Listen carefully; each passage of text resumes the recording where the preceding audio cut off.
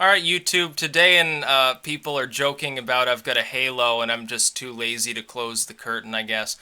Podesta and a bunch of other Clinton staffers apparently were joking about the San Bernardino terrorist attack, the mass shooting there that involved several Islamic attackers. And Podesta and others were ranting about how they wish that the shooter was white and that it would have been better if Saeed Farouk were the person actually giving the news broadcast or something along those lines.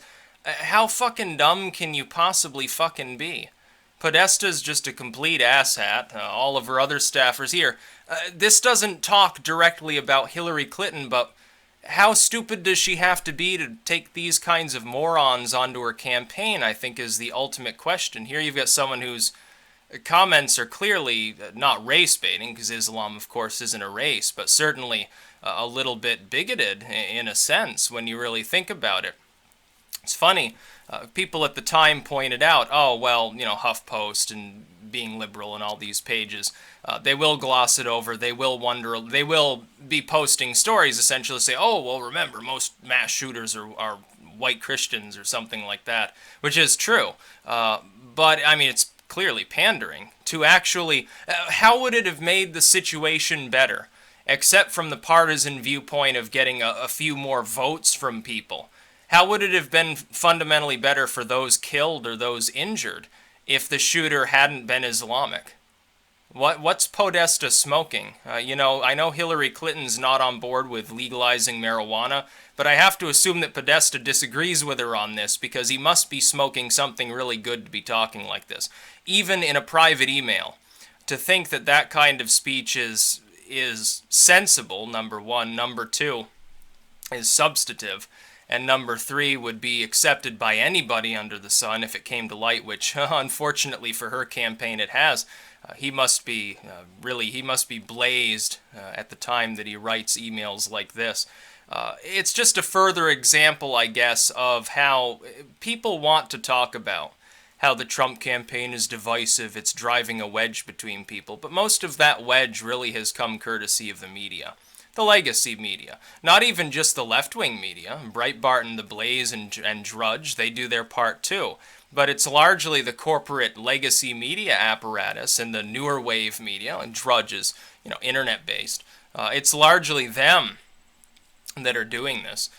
Trump's message taken at its core of Make America Great Again, whether you believe he will or not, essentially is, hey, I want your vote, I don't really care about your background. Clinton, apparently, she thinks that any Hispanic who wants her help on campaigning is a needy Latino. Half of Trump supporters are irredeemable. All of Trump's supporters are rednecks. Anybody who supported Bernie Sanders lives in their parents' basement and they're pie in the sky. They don't know what's going on. They're clueless. She's taken all of these different groups of people and slandering them, and her campaign is slandering them. And they talk badly about basically everybody under the sun. Who's left that hasn't been tarred with some sort of brush by the Clinton campaign? And again, if O'Keefe has what he claims he has, it could be that Clinton's also racially charged against black voters.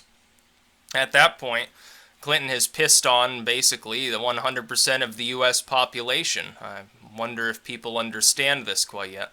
But it's grotesque. It's sickening that you would hear this from a campaign. No less the campaign that casts itself as we're adults, we're the mature ones. And they're talking like this? How the fuck is that mature?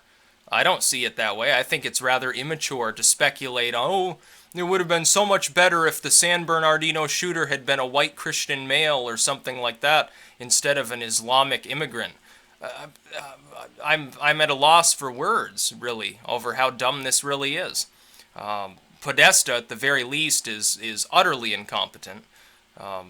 Obviously doesn't know how to moderate what he says to a greater degree than I think anyone would agree at this point, even than Trump himself. And this is the sort of person that Clinton trusts with her campaign and as I guess a friend and advisor. That's a little bit scary. It's kind of concerning to think about the sort of people she might surround herself with if she actually won the campaign.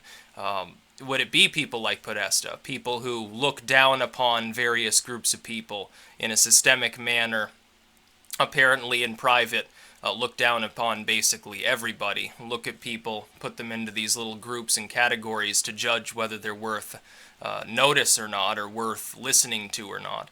And in many cases, the answer appears from the Clinton campaign, honestly, to be no, including many members of the same media that they've bought off because they don't even want to take their questions at this point. Now, she's still not holding a bunch of pressers. She's held a couple. I haven't seen her lately. What's she doing? Is she afraid to be asked about WikiLeaks? Yeah, I think that's probably a good surmising there. I think that's probably what's the case. Doesn't want to be asked about this. Or the quid pro quo between the State Department and the FBI that just came to light. She doesn't want to be asked about needy Latinos, basket of deplorables, bucket of slime balls, or anything else under the sun. Doesn't want to be asked about why the Huffington Post is now declaring her the war candidate along with RFK's former speechwriter. Doesn't want to talk about the demographics of the legacy media that she's bought off and how she's bought them off. She doesn't want to be asked these questions. She doesn't want to talk to anybody. She has a bed in her van, probably so that after she gets exhausted asking 2 questions, she can lay down for a half-hour nap to recover her energy. It's quite telling that this is the sort of person that Clinton surrounds herself with. That's about all. Peace out.